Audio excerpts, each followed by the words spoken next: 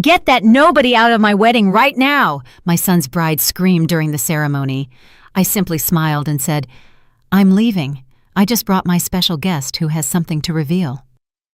When the witch saw who was walking through the door with a DNA test in hand, "I'm happy to have you here.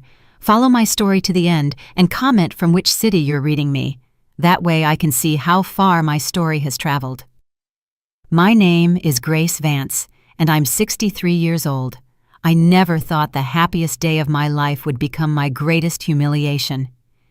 It was the wedding of my son, Sterling, my only child, the boy I raised alone after his father passed away when Sterling was just 12.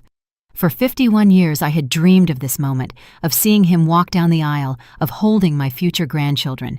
But as I stood at the entrance of St. Michael's Church, looking toward the altar where my nervous son waited, I didn't feel the joy I had imagined for decades. I felt a strange mixture of pain and something I couldn't quite identify. Perhaps it was determination. I was wearing the only decent dress I had left, a navy blue dress I had bought 5 years ago for my sister's funeral. I'd lost so much weight in the last 2 years that it hung loose on me, but it was the best I had.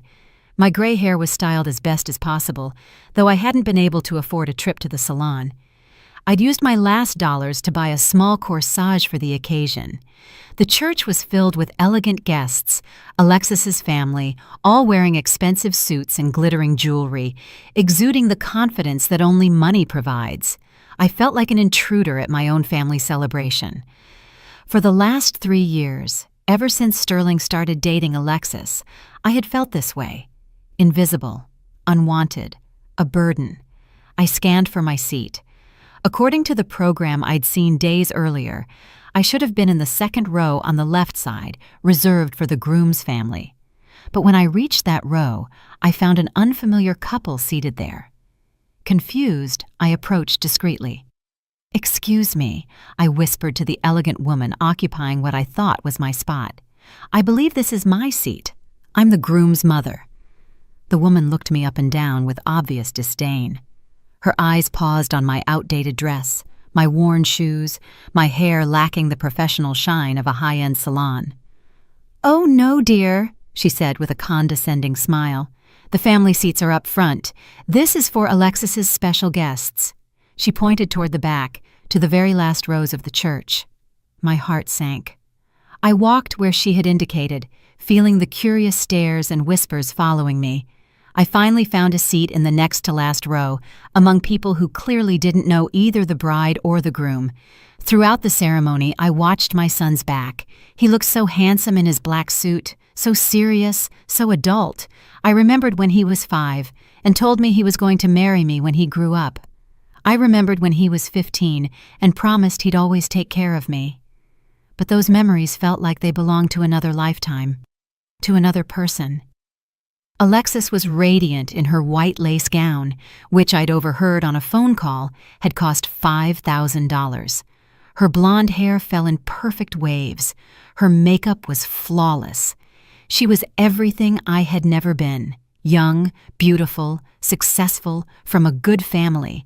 Everything Sterling deserved, as she herself had made sure to tell me on multiple occasions. When the minister asked if anyone had any objection to the marriage, my heart pounded. For a moment, just one moment, I considered standing up. I had reasons. I had information that would change everything. But I remained silent, as I had always done for the past 3 years. The ceremony continued without interruption. The vows, the rings, the kiss. I applauded along with everyone else when they were declared husband and wife, though my hands trembled slightly, not from emotion but from something much more complex. After the ceremony, as the guests headed to the reception hall, I tried to approach Sterling to congratulate him. I worked my way through the crowd, smiling nervously, preparing the words I would say to my son on his special day. But before I could reach him, Alexis intercepted me. Her blue eyes shone with a coldness that was all too familiar. She came close with that fake smile she had perfected over the last 3 years. "Grace," she said, spitting out my name as if it were something unpleasant. "Surprise, surprise. Didn't expect to see you here." "Of course I'm here," I replied softly. "It's my son's wedding." Her smile widened, becoming crueler.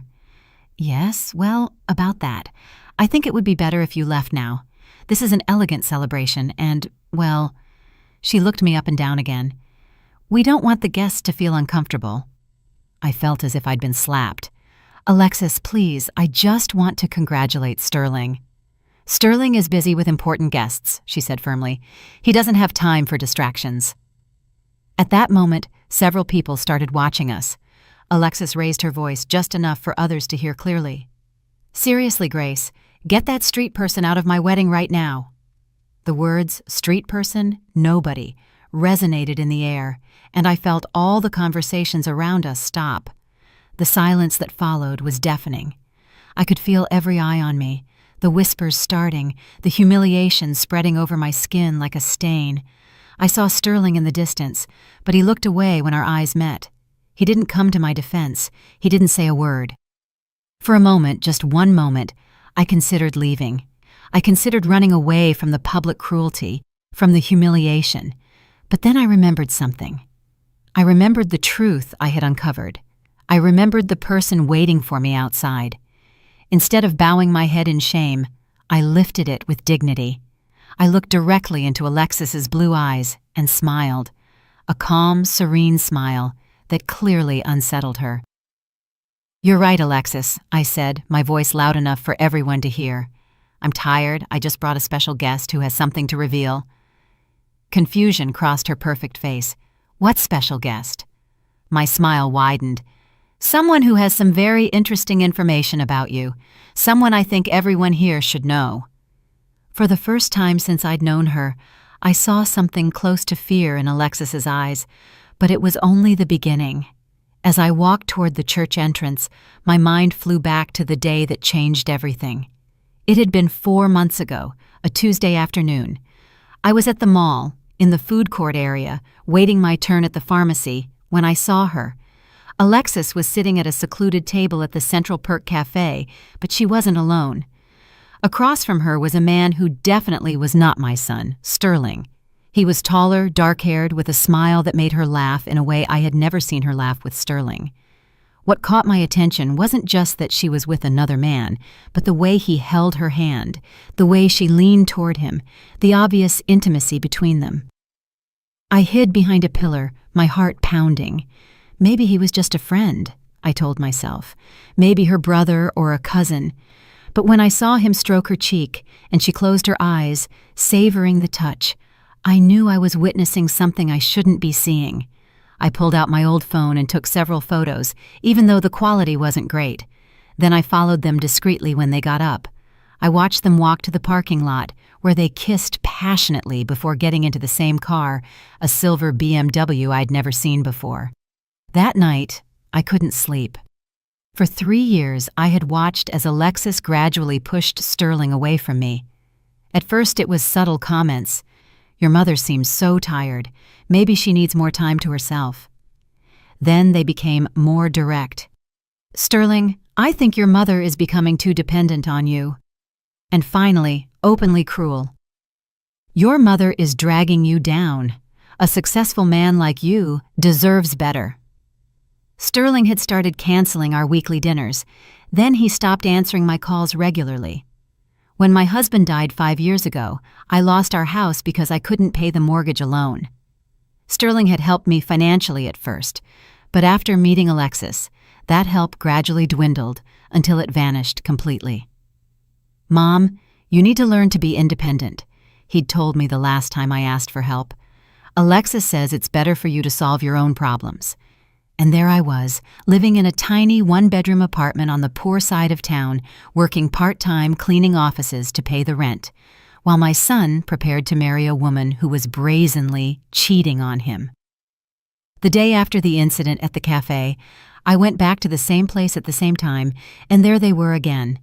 This time, I managed to overhear part of their conversation when I walked past their table, pretending to look for a napkin. He can't know anything until after the wedding, Alexis was saying quietly. Once I'm married, I'll have access to everything. His savings account, the properties, his father's inheritance. The man nodded. And after that? After that, we'll get rid of the Sterling problem, and we can be together publicly. she replied with a cold smile that chilled me to the bone. And the baby? He asked, and my world reeled. The baby will be our insurance.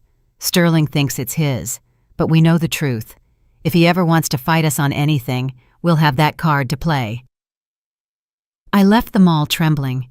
Alexis was pregnant, but the baby wasn't Sterling's. She was planning to marry my son for his money and was living a whole parallel life with another man. And my son, my poor, naive son, had no idea. That night, I made one of the hardest decisions of my life. I spent my last savings, the $750 I'd been keeping for emergencies, and hired a private investigator. His name was Derek Martinez. He was older, a former police officer who had worked for 30 years before retiring and opening his own agency. "Ma'am," he'd told me when I explained the situation, "this is going to be painful. Are you sure you want to know the truth?" "My son is going to ruin his life," I replied. "I need solid evidence." Derek worked for 3 weeks. The photos he brought back were devastating. Alexis and the mysterious man in restaurants, in hotels, in situations that left no doubt about the nature of their relationship. But the most shocking discovery was when Derek found out who the man really was. "His name is Marcus Johnson," Derek explained during our last meeting. "He's 32, works in construction, and here's the interesting part. He and Alexis have been together for 5 years, long before she even met your son." My stomach clenched. 5 years? "Yes, and there's more. Alexis got pregnant 3 months ago, but according to my calculations and the information I was able to obtain, the dates perfectly match a trip she and Marcus took to Las Vegas. Your son, Sterling, was out of town that week for work." Derek handed me a thick envelope full of photos, documents, and a detailed report. "I also got this," he said, pulling out an official paper, a paternity test. I looked at him, confused. "How?" "Marcus went for the test voluntarily when I explained the situation. He's tired of living in the shadows. He wants to claim his son." The paper confirmed what we already knew. Marcus Johnson was the biological father of the baby Alexis carried. The same baby my son, Sterling, believed was his. "There's something else," Derek continued. "Marcus is willing to come forward publicly if necessary. He's tired of Alexis playing games with him and his son. He says if she doesn't tell Sterling the truth before the wedding, he will." Now, 4 months later, as I walked toward the church entrance after Alexis's public humiliation, I knew the moment had come. Marcus was waiting outside in his truck with all the evidence Derek had gathered, including the official paternity test result. I pulled out my phone and typed a simple message. "It's time." The response arrived immediately. "On my way." I returned to the hall, where Alexis was waiting with a triumphant smile, surrounded by guests who were whispering about the street person who had dared to show up at an elegant wedding. Sterling still wouldn't look at me, clearly ashamed of my presence.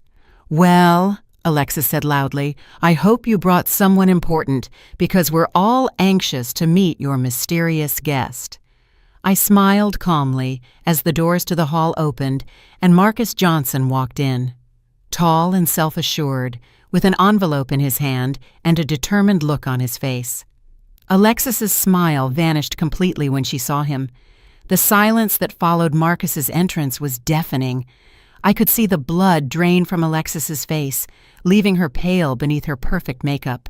Her blue eyes, which moments before had shone with cruelty and triumph, now showed something I had never seen in her: pure panic. Marcus walked purposefully toward the center of the hall, his presence commanding the attention of every guest. He was an attractive man, about 32, with broad shoulders and a way of moving that spoke of confidence and determination. He wore a simple but elegant black suit, and in his right hand he held a manila envelope that seemed to contain the weight of the world. "Good afternoon," Marcus said, his voice clear and strong, addressing the entire congregation. "My name is Marcus Johnson, and I regret interrupting this celebration, but I have information that I believe the groom and everyone here has a right to know." Sterling, who had been frozen since Marcus walked in, finally found his voice. "Who are you? What are you doing here?" Marcus looked him straight in the eye. "I'm here because your wife—" He paused deliberately. "Your new wife has been living a lie that can't continue." "This is ridiculous!" Alexis finally reacted, her voice high-pitched and desperate. "I don't know who this man is. Someone get him out of here." But Marcus was unfazed. Instead, he opened the envelope and pulled out several glossy color photographs. "These photos were taken over the last 4 months," he announced, displaying them for all to see. "They show Alexis and me in various intimate situations." A collective murmur spread through the hall. Guests moved closer, craning their necks to get a better look at the evidence. I could see the growing look of horror on Sterling's face as he looked at the images of his brand-new wife passionately kissing another man. This can't be real," Sterling muttered, taking one of the photos with trembling hands. "Alexis, tell me this isn't real." Alexis tried to maintain her composure, but I could see her crumbling inside. "Sterling, honey, this is obviously a setup. Someone is trying to tear us apart on our special day. Your mother probably hired this actor to ruin our wedding." All eyes turned to me. For a moment, I considered the possibility that Sterling might believe her explanation. After all, he had chosen Alexis over me for the past 3 years. He had allowed her to humiliate me and push me out of his life. Why would he now believe his street person mother over his beautiful wife? But Marcus wasn't finished. "There's more," he said, pulling another document from the envelope. "This is a medical certificate confirming that Alexis is 12 weeks pregnant." Sterling nodded, confused. "Yes, I know. It's our baby." "No," Marcus said, his voice firm. "It's our baby, mine and Alexis's." The hall erupted in gasps and exclamations. Alexis's mother, who had been sitting at the head table, abruptly stood up, knocking over her champagne glass. "This is slander! My daughter would never do such a thing!" Marcus addressed Sterling directly, ignoring the shouting and chaos around him. 3 days ago, I voluntarily underwent a paternity test. This document," he lifted an official-looking paper with laboratory letterhead, "confirms with a 99.9% certainty that the baby your wife is carrying is my son." The paper passed from hand to hand among the nearest guests. I could see their expressions of shock and disgust as they read the results. Sterling's father, who had died when he was young, had been a highly respected man in the community, and the family had an impeccable reputation. This scandal was more than anyone could have imagined. Sterling took the document, his hands now visibly shaking.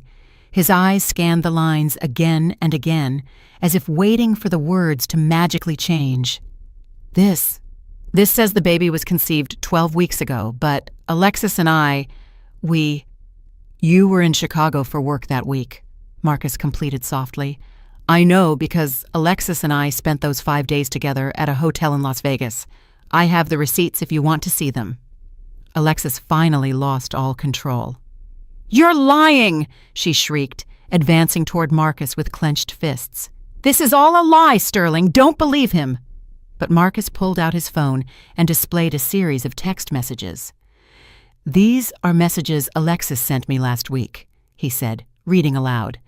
"I can't wait for the wedding to be over so we can be together openly. Sterling is so naive. He'll never suspect a thing. Once I have access to his money, we can be together forever." Each message was like a stab wound for Sterling. I could see his world completely falling apart. The man who thought he was marrying the love of his life had just discovered that the entire relationship had been an elaborate hoax. "Why?" was all Sterling could ask, his voice broken. "Why did you do this to me?" Alexis looked at him with a mixture of desperation and defiance. "Because you were never enough!" she yelled. All her masks finally dropped. "Marcus is the man I truly love. You were just convenient, your money, your house, your status, but I never truly loved you." The silence that followed was brutal. I could see Sterling processing not only the betrayal, but the sheer cruelty of her words. This was the man who had sacrificed his relationship with his mother for this woman. The man who had spent $50,000 on an engagement ring, $75,000 on the wedding, who had put her name on the mortgage of a $400,000 home to make her feel secure. Marcus stepped closer to Alexis and placed a protective hand on her shoulder. "Alexis, stop. You don't have to hurt him anymore. We talked about this. It's time to be honest."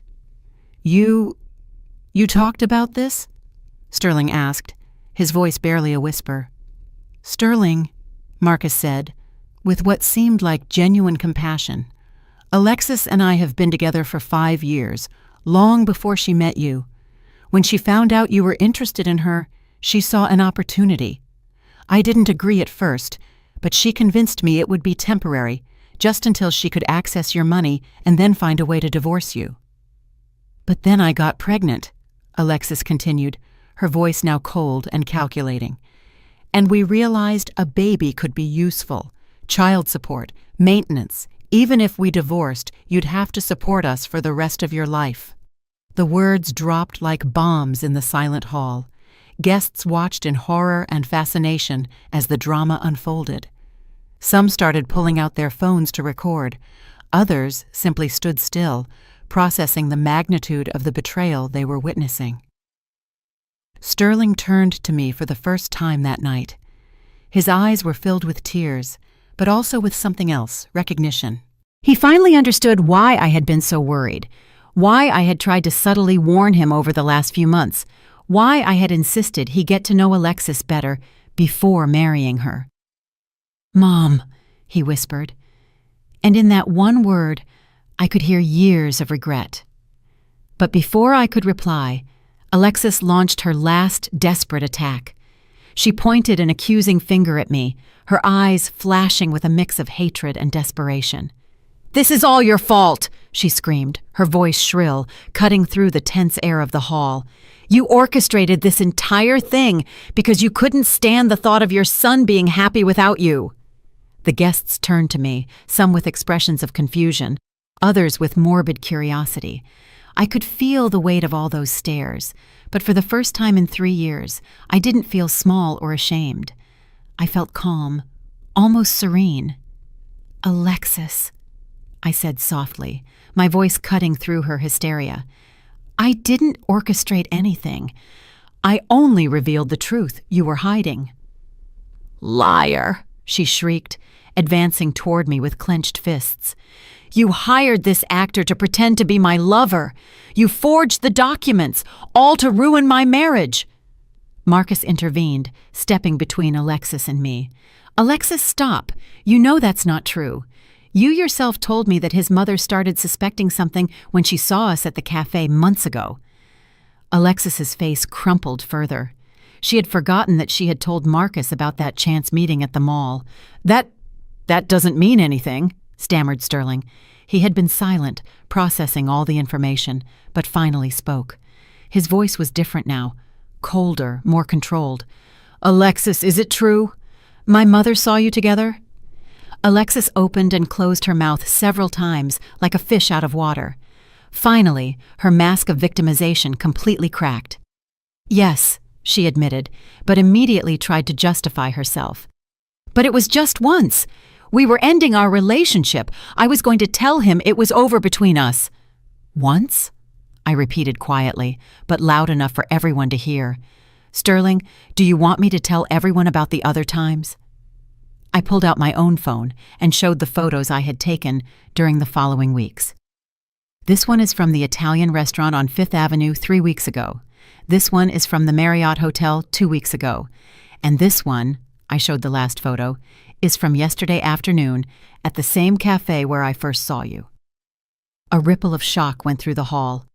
Alexis's parents looked mortified. Her father, a distinguished man who had proudly walked his daughter down the aisle just an hour earlier, now had his head in his hands. "Yesterday?" Sterling whispered, the realization hitting him like a slap. "The day before our wedding, you were with him?" Alexis tried to approach Sterling, but he backed away as if her touch would burn him.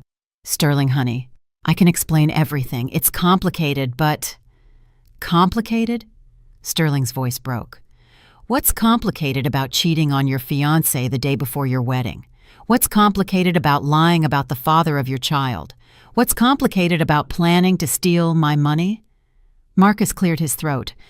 Sterling, there's something else you need to know. He pulled another paper from the envelope. Alexis and I went to the courthouse last week and signed an acknowledgement of paternity. Legally, I'm already recognized as the baby's father. The remaining color drained from Sterling's face. Last week, 5 days before our wedding, we wanted to have everything in order, Marcus explained, so that when the time came for divorce, there would be no legal complications over custody. Alexis's mother finally found her voice. Alexis Marie Sinclair, she screamed, using her daughter's full name. How could you do something so horrible? How could you embarrass our family like this? Alexis turned to her mother with an expression that mixed surprise and betrayal. Mom, you're blaming me, too? I thought you would support me. Support you? Her mother was clearly horrified. Support you in cheating on a good man, in stealing his money, in lying about his son? I don't recognize you, Alexis. I don't know what you've become. Alexis's father rose from his chair, his face red with shame. Sterling, he said, his voice trembling, on behalf of my family, I apologize. This is beyond any forgiveness. Sterling nodded mechanically, but I could see he was still in shock. The ring, he murmured suddenly. Alexis, I want my ring back. Alexis clutched her left hand, covering the 3-carat diamond ring that Sterling had bought for $50,000. No, she said defiantly. It's mine. You gave it to me. I gave it to you under false pretenses, Sterling replied, his voice growing firmer. I thought you loved me. I thought we were going to have a child together. It was all a lie. Marcus approached Alexis and whispered something in her ear.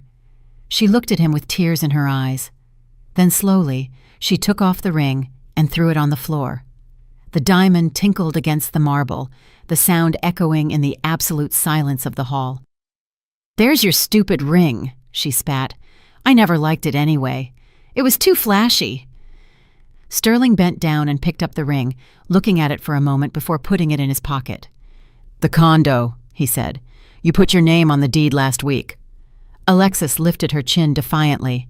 It's my legal home. You can't kick me out. I can, and I will, Sterling replied with a coldness I'd never heard in his voice. You hired a divorce attorney 3 months before the wedding. Did you think I wouldn't find out? I could see the surprise on Alexis's face. She clearly didn't know Sterling had uncovered that too. Marcus put a hand on Alexis's shoulder. Alexis, it's time to go. We've done enough damage here. No! She screamed. Her composure finally shattered completely. I'm not leaving. This is my marriage. This is my day. But Sterling was already moving toward the altar, where the minister waited with a horrified expression. Father, Sterling said, his voice clear, I need to annul this marriage immediately. The minister, an older man who had known the family for years, nodded with understanding. Sterling, under these circumstances, we can begin the annulment process tomorrow morning. The marriage can be declared null and void due to fraud. You can't do that, Alexis cried, but her voice was lost in the rising murmur of the guests, who were starting to get up from their seats. Some of Sterling's relatives approached to offer their support. His Uncle Robert put a hand on his shoulder. Sterling, I'm so sorry you have to go through this, but it's better you found out the truth now. Alexis looked around desperately, searching for even one friendly face, someone who was on her side. But even her own bridesmaids were looking at her with disgust and disapproval. Alexis, Marcus said firmly, let's go now.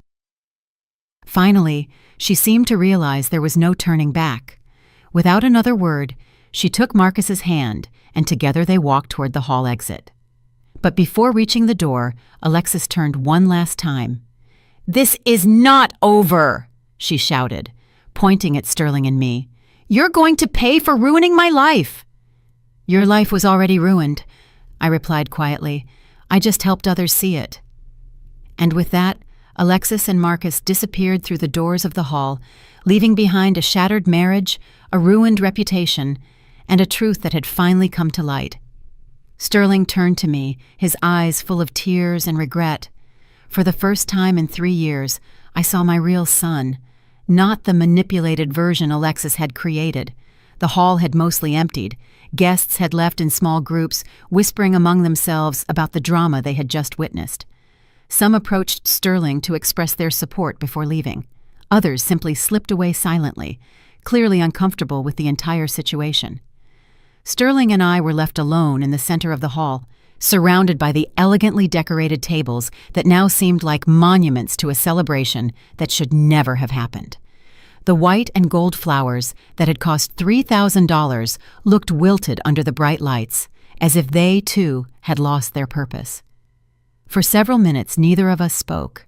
I didn't know what to say. For 3 years, I had dreamed of this moment, of Sterling finally seeing the truth about Alexis. But now that it had come, I felt empty. There was no triumph in my heart, only a deep sadness for my son's pain. Sterling broke the silence. "Mom," he said, and his voice cracked on that simple word. "Oh my God, Mom, what have I done?" He approached me slowly, as if afraid I would reject him after everything that had happened. His eyes were red, his face pale, and I could see in him the 12-year-old boy who had cried in my arms when his father died. "Sterling," I said softly, opening my arms to him, "come here."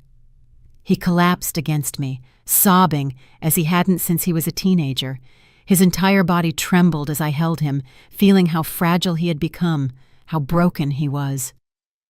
"I'm so sorry, Mom," he cried into my shoulder. "I'm sorry for everything. I'm sorry I treated you badly. I'm sorry I believed her lies about you. I'm sorry I pushed you out of my life. I'm sorry for it all." I stroked his hair, as I used to do when he was little and had nightmares. "Shh," I murmured. "It's over now. Everything's going to be okay." "No, it's not okay," he said, pulling back to look into my eyes. "Nothing is okay. I abandoned you, Mom. I left you alone when you needed me most. After Dad died, I promised I'd always take care of you, and instead, I let her convince me you were a burden." His words broke my heart, because I could hear the genuine anguish in them. "Sterling, Alexis was very manipulative. She knew exactly what to say to drive a wedge between us." "But I should have seen it," he insisted. "You're my mother. You raised me alone after Dad died. You worked 2 jobs so I could go to college. You sacrificed everything for me, and I repaid you by treating you like an inconvenience." I sat down on one of the elegant chairs and pulled him down to sit beside me. "You want to know something? During these last 3 years, I never stopped loving you. Even when you didn't answer my calls, even when you canceled our dinners, even when you told me you needed space, I never stopped being your mother." Tears ran freely down his face. "How can you forgive me? How can you even look at me after what I did to you?" "Because you're my son," I replied simply. "And because I know that the person who hurt me wasn't really you. It was the version of you she had created." Sterling wiped his eyes with the sleeve of his crumpled suit. "She told me so many lies about you, Mom. She told me you were trying to control my life, that you were possessive, that you would never let me be independent unless I set boundaries with you." "And you believed her?" "I wanted to believe her," he admitted with shame. "Not at first, but she was so persistent, so convincing, and I was so in love that I couldn't see clearly." "What other things did she tell you?" Sterling took a deep breath before continuing. "She told me you spoke badly about her behind her back, that you tried to sabotage our relationship by telling people she wasn't good enough for me. She told me you called her a gold digger in front of her friends." I shook my head. "Sterling, I barely had any contact with her friends, and I never, not once, spoke badly about Alexis to anyone. Even when I started suspecting her, I didn't say anything to anyone until I hired the investigator." "I know that now," he whispered. "And there's more. She told me you said she wasn't intelligent enough for me, that she came from a lower-class family, that she was only with me for my money. The irony of his words struck me like a slap. Everything Alexis had accused me of thinking about her turned out to be exactly what she really was.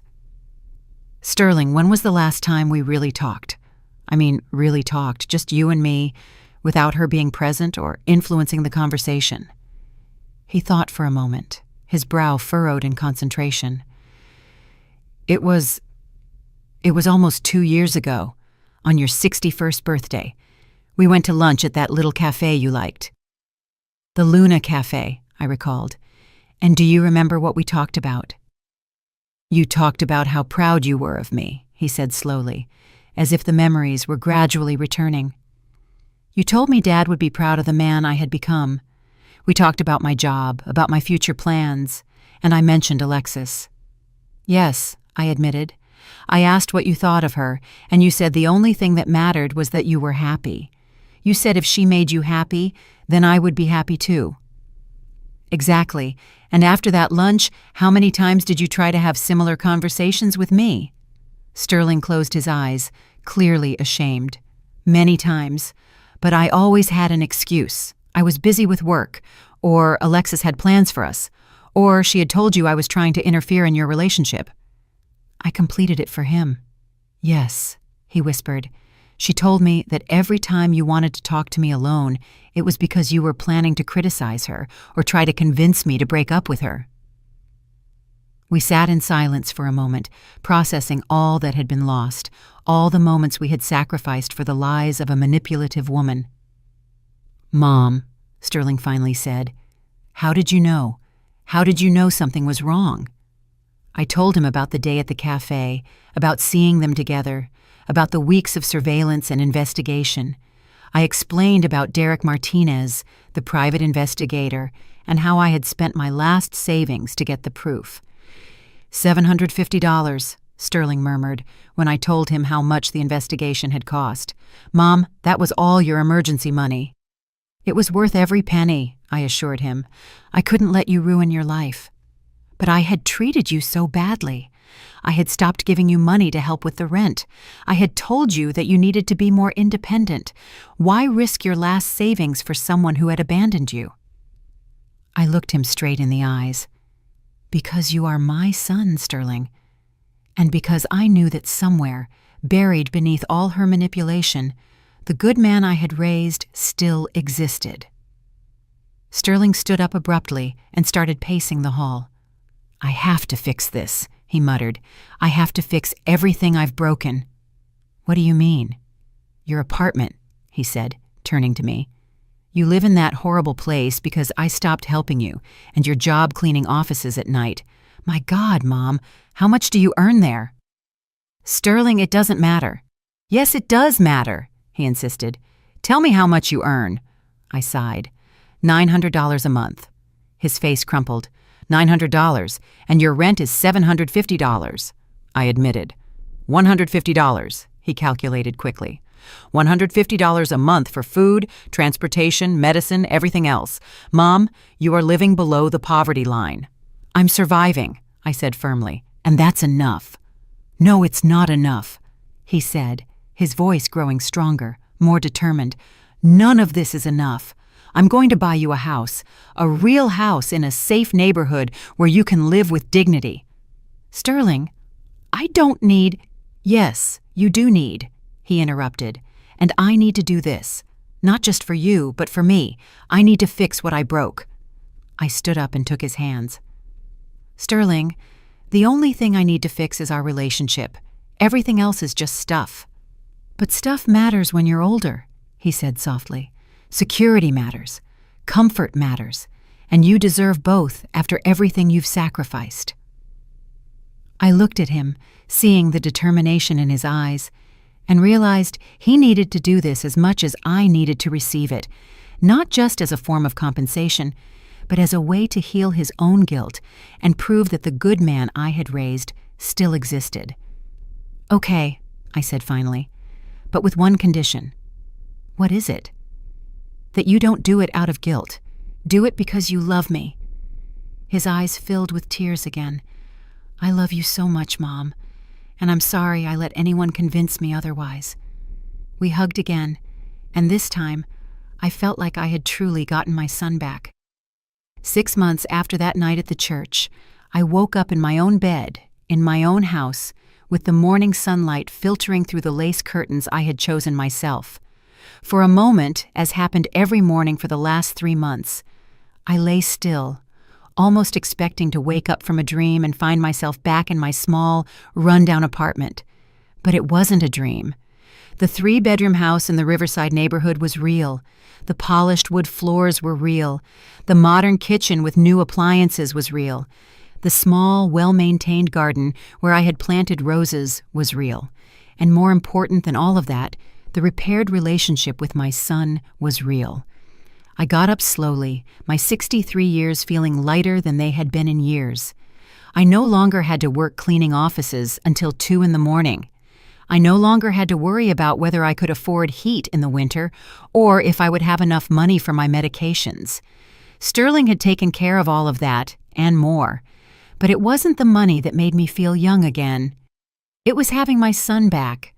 It was knowing that when the phone rang, it might be him calling to ask about my day. It was knowing that every Sunday he would come over for lunch and I wouldn't have to pretend to be okay when I clearly wasn't. I walked to the kitchen, where the coffee was already brewing automatically, another small luxury Sterling had insisted on installing. As I waited, I looked out the window at the garden, where the roses I had planted in March were finally blooming.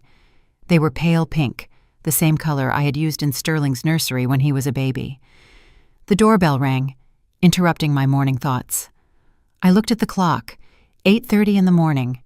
Sterling had said he would come early today because he had something important to tell me, but I hadn't expected him so soon.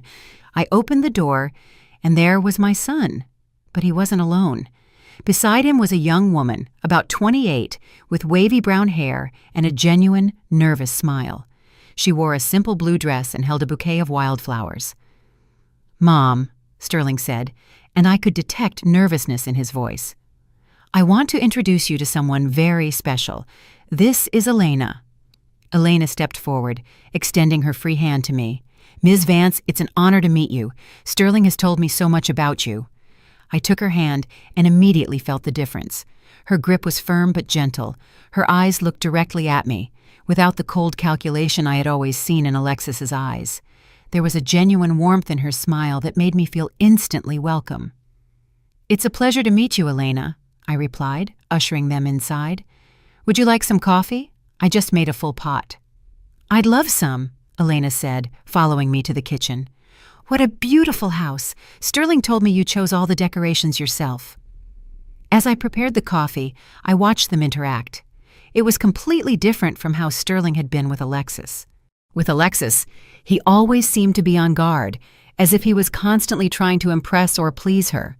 With Elena, he looked relaxed, natural, like the Sterling I remembered from before. "Mom," Sterling said after we sat down in the living room, "Elena and I have been dating for 4 months." 4 months, I repeated, feeling a small pang because he hadn't told me earlier. But then I realized why he had waited. After what had happened with Alexis, he probably wanted to be sure before introducing her to me. "I wanted to wait until I was certain," Sterling confirmed, as if he had read my mind. "After what happened after everything, I wanted to take my time." Elena placed her hand gently over Sterling's. "I encouraged him to wait," she said. "I thought it was important for you two to fully repair your relationship before adding another person to the mix." Her words touched me deeply. How different this attitude was from Alexis's, who had tried to drive me away from Sterling from day one. "Where did you two meet?" I asked, genuinely curious. "At the library," Elena replied with a small smile. "I'm a librarian at the Central Branch, and Sterling came in every Saturday to read. He always chose books about gardening." "Gardening?" I asked, looking at Sterling in surprise. Sterling blushed slightly. "After I bought you this house, I wanted to learn about plants so I could help you with the garden. Elena recommended some books for me and, we started talking." And I discovered he knew surprisingly little about plants for someone who came in every week for gardening books, Elena added with a soft laugh. The three of us laughed, and I realized how natural it felt. There was no tension, no competition, no hidden agenda, just three people enjoying each other's company. "Elena," I said, "can I ask you something?" "Of course," she replied, straightening up slightly. "Sterling has told you about what happened at his first wedding?" Elena nodded seriously. "Yes, he told me everything about Alexis, about how she separated you two, about the drama at the church. He also told me about how you risked your last savings to reveal the truth." "And what do you think of that?" Elena looked me directly in the eyes. "I think you are an extraordinary mother who saved her son from a lifetime of misery.